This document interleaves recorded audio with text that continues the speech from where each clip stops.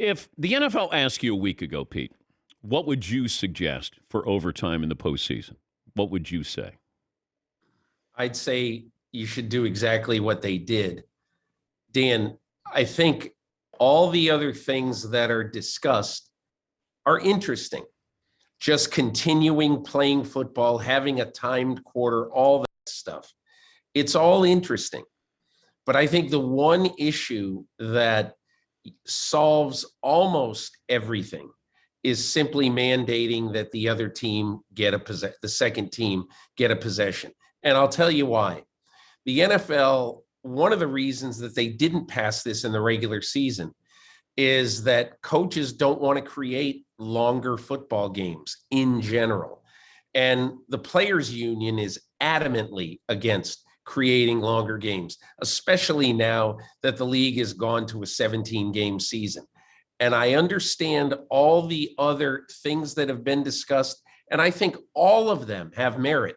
I mean, every one, the merit of just continuing to play football.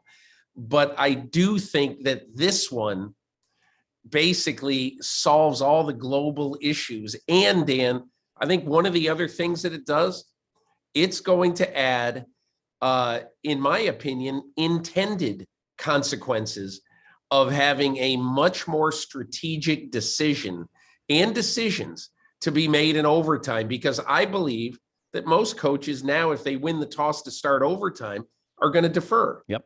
You want the ball second because you want to know what you have to do. If you hold the team on first down and all you need is a field goal to win, that's different, obviously. So I think it's going to create some strategy that doesn't currently exist. Yeah, I was just going to ask you, if you were a coach and you won the coin toss, you're more likely to probably defer. I'm guessing the numbers, the analytics may bear that out. I'm sure, there can be none yet because this hasn't existed, but I don't know why you wouldn't take the ball second.